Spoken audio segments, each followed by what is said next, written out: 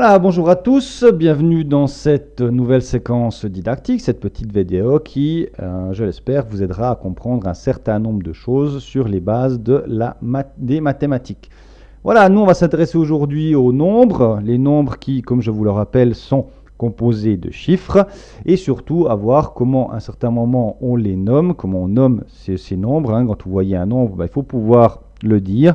C'est toute la difficulté, et surtout on va terminer par voir comment on peut arrondir un nombre, puisqu'en général, lorsque vous êtes confronté à un test, on vous demandera d'arrondir à un certain niveau, soit à l'unité, soit à un chiffre après la virgule, qu'on appelle les dixièmes, soit à deux chiffres après la virgule, qu'on appelle les centièmes. Mais tout ça, c'est pour tout à l'heure. Voilà.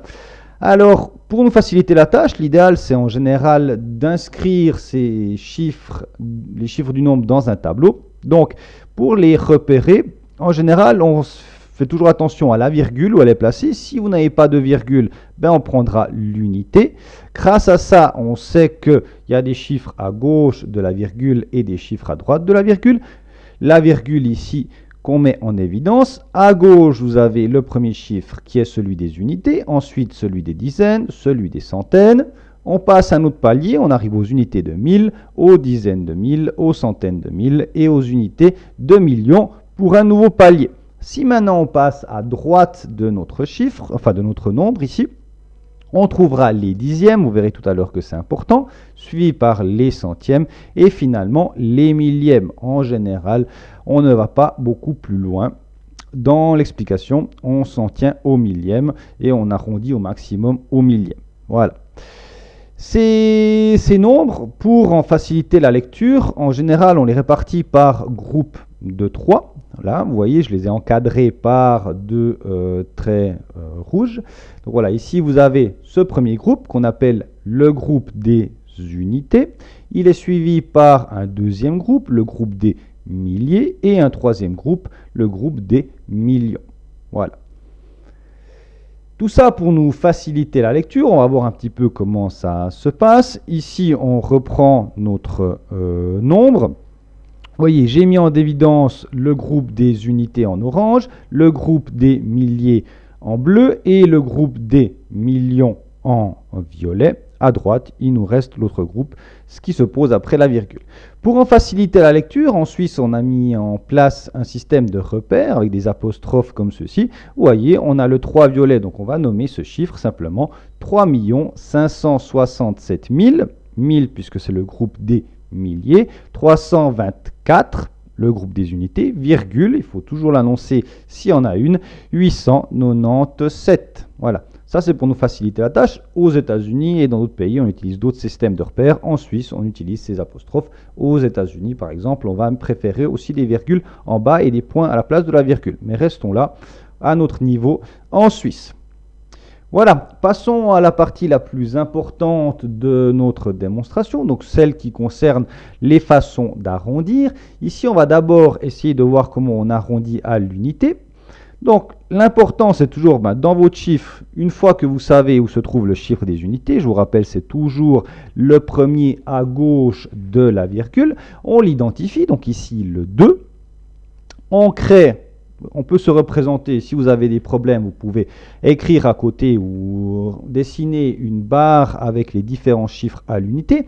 On sait que 12,46 va se situer entre 12 et 13, d'accord? Il est positionné là entre les deux, comme le démontre notre petite flèche violette.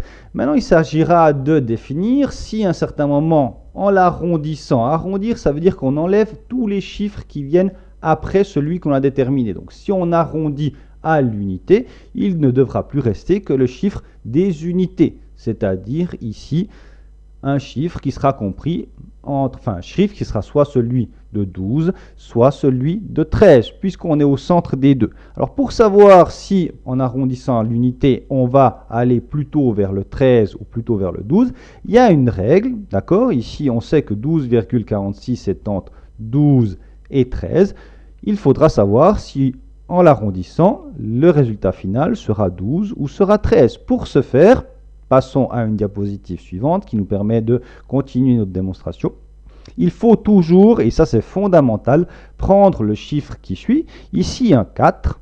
D'accord? Donc on identifie celui des unités pour savoir à quel niveau on doit arrondir.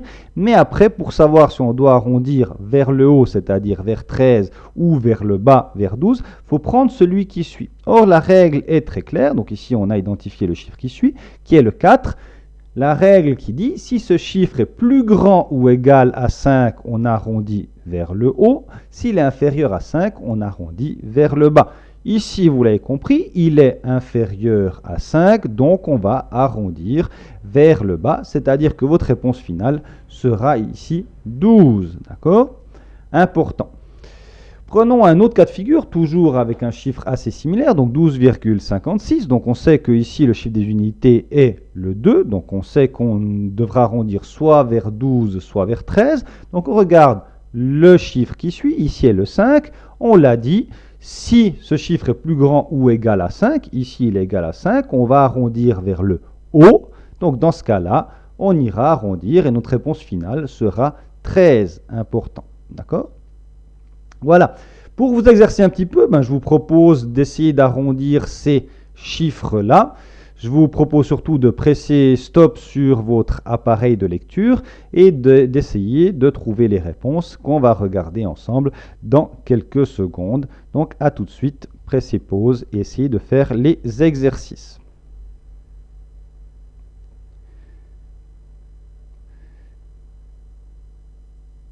Voilà, j'espère que vous avez terminé vos exercices. Donc ici, on a 13,32.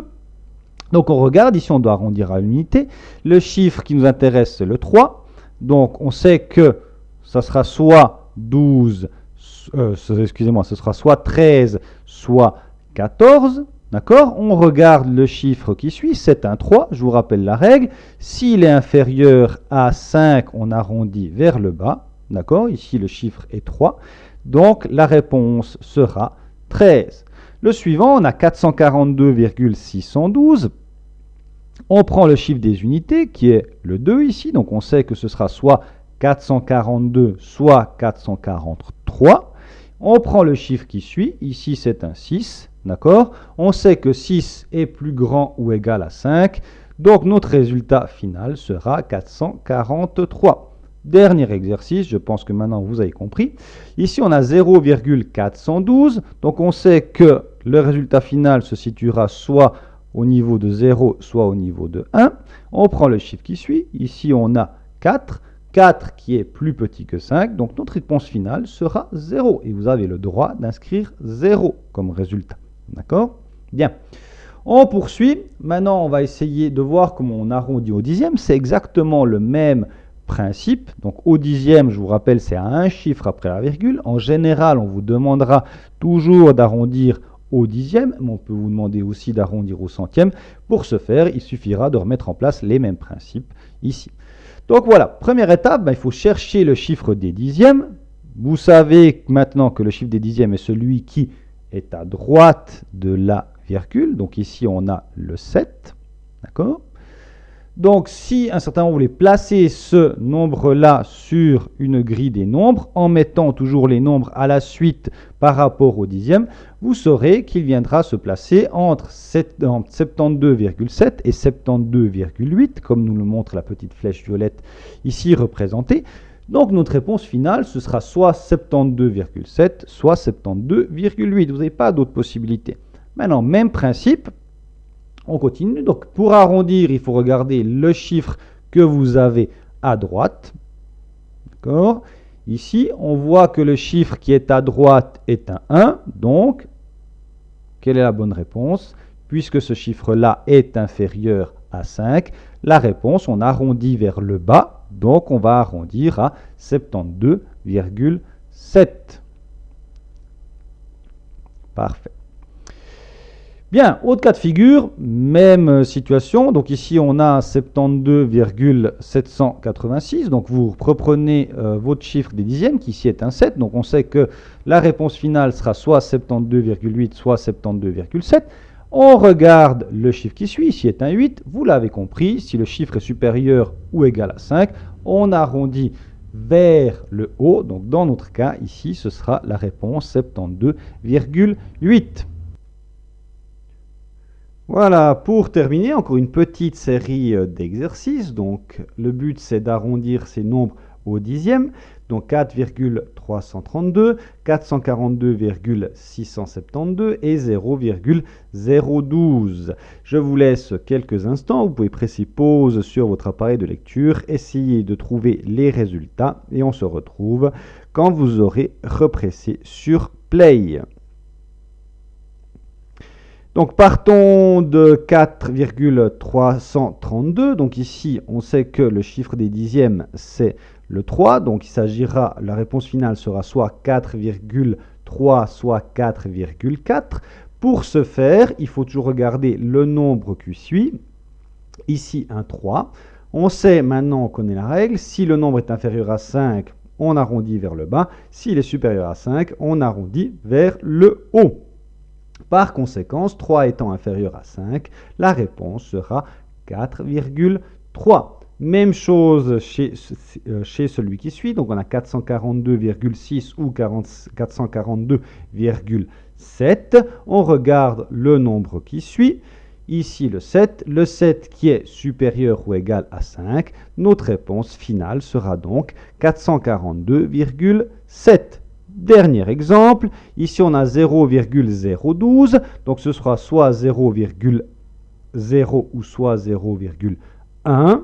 D'accord? On regarde celui qui suit, c'est un 1, 1 est inférieur à 5, la réponse sera donc 0,0 et vous êtes obligé de mettre 0,0.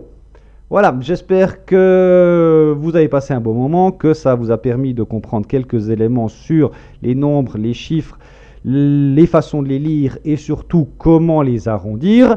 Donc voilà, on a vu l'unité, on a vu comment arrondir au dixième. Si vous voulez travailler au centième, c'est le même principe. Donc vous repérez celui des centièmes, vous regardez celui qui suit et vous arrondissez vers le haut ou vers le bas. Voilà, merci de votre attention et une toute bonne journée à vous.